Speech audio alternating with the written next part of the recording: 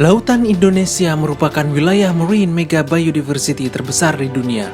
Memiliki 8.500 spesies ikan, 555 spesies rumput laut, dan 950 spesies biota terumbu karang.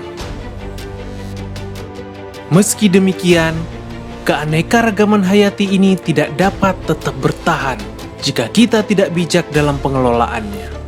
Sekitar 25% perikanan dunia saat ini ditangkap secara berlebihan. Kementerian Kelautan dan Perikanan melalui Rencana Aksi Nasional menetapkan sejumlah spesies laut terancam punah ke dalam prioritas konservasi nasional. Di antaranya adalah dugong. Dugong adalah sejenis mamalia laut yang merupakan salah satu anggota Sirenia atau sapi laut yang masih bertahan hidup dan mampu mencapai usia 22-25 tahun.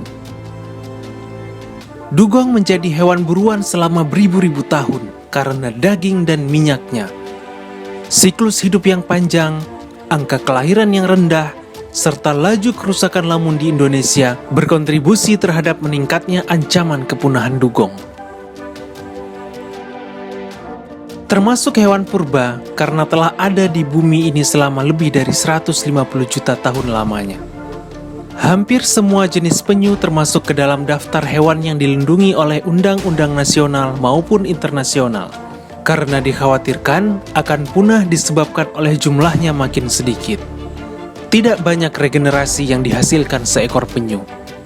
Dari ratusan butir telur yang dikeluarkan oleh seekor penyu betina, paling banyak hanya belasan tukik atau bayi penyu yang berhasil sampai ke laut kembali dan tumbuh dewasa. Ancaman terhadap penyu adalah perdagangan, baik dalam bentuk daging, telur, ataupun bagian tubuhnya.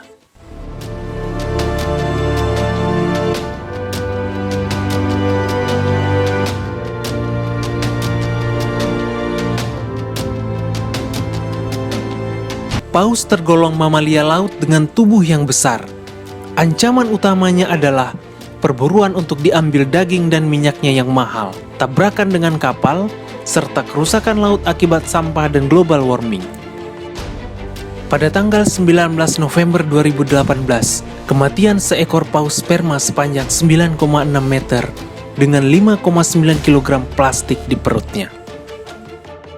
Parimanta. Populasi parimanta dianggap dekat dengan bahaya karena tingginya kejahatan perikanan dan kondisi laut yang semakin terpolusi.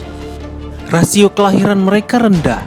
Jumlah anakan yang dihasilkan hanya 1 hingga 2 ekor untuk setiap kali reproduksi, dengan periode reproduksi 2-5 tahun. Pari gergaji. Populasi ikan ini makin berkurang akibat kian kecilnya habitat hidup mereka, seiring makin bertambahnya populasi manusia. Di samping itu, mereka kerap diburu oleh para kolektor ikan secara tidak bertanggung jawab. Bahkan penduduk setempat masih sering menangkapnya karena dianggap sebagai predator ikan-ikan lain.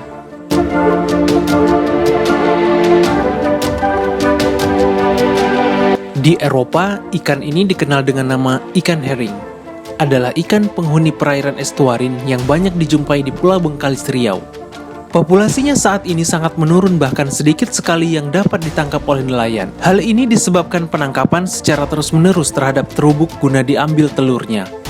Harga jual telur ikan terubuk kering bahkan mencapai Rp2.500.000 per kilogramnya. Populasi kuda laut terancam karena penangkapan yang berlebihan. Kuda laut dimanfaatkan pada herbologi tradisional Tiongkok, dan sebanyak 20 juta kuda laut telah ditangkap setiap tahunnya untuk keperluan ini. Padahal, impor-ekspor kuda laut telah diatur dalam CITES sejak 15 Mei 2004 yang lalu. Teripang biasa dikenal juga dengan timun laut. Untuk pasar internasional, teripang diperdagangkan sebagai bahan pangan karena nilai gizi dan rasa yang lezat. Kadar protein daging teripang adalah 82%. Dan kandungan lemak tidak jenuh yang baik untuk kesehatan jantung. banggai cardinal fish. Masyarakat setempat menyebutnya capungan atau bibisan. Daerah penyebarannya sangat terbatas di wilayah Sulawesi Tengah bagian timur, tepatnya di Kepulauan Banggai. Karena itu, spesies ini termasuk endemik dan tidak ditemukan di tempat lain di dunia. Lola. Lola merupakan siput laut yang berukuran besar dengan cangkang berulir. Cangkang Lola yang terdiri dari lapisan mutiara merupakan bagian Lola yang bernilai ekonomis. Inilah yang menyebabkan Lola sering diburu dan dijadikan sebagai mata pencaharian penduduk setempat. Bambu laut merupakan salah satu jenis karang lunak yang banyak tumbuh di Indonesia, khususnya di bagian Sulawesi, Maluku, dan Papua. Bambu laut banyak dimanfaatkan sebagai bahan farmasi karena banyak mengandung kolagen dan senyawa protein. Karang hias.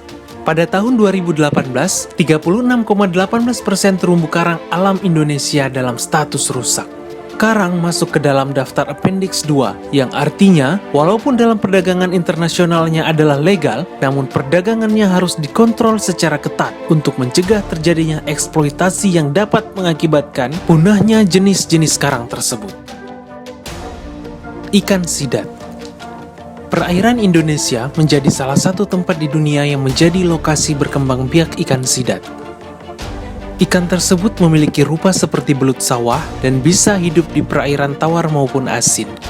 Meski terdengar asing di telinga kita, ikan sidat menjadi menu favorit di Jepang dengan nama unagi. Harga jual yang tinggi dan kandungan gizi yang baik menjadi faktor ikan ini banyak diburu tanpa memperhatikan kelestariannya.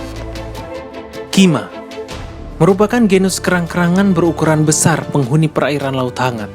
Pemerintah telah menetapkan kima dalam kelompok satwa yang dilindungi. Kandungan protein yang sangat tinggi menjadi sumber makanan sehat bagi manusia di muka bumi. Maka tidak heran bila kima menjadi bahan makanan yang sangat mahal dan sering dijadikan menu khusus di restoran-restoran mewah. Hiu memiliki karakter biologis yang spesifik seperti berumur panjang, fekunditas rendah, jumlah anakan sedikit, lambat dalam mencapai matang kelamin dan pertumbuhannya lambat. Sehingga, sekali terjadi overeksploitasi, sangat sulit bagi populasinya untuk kembali pulih.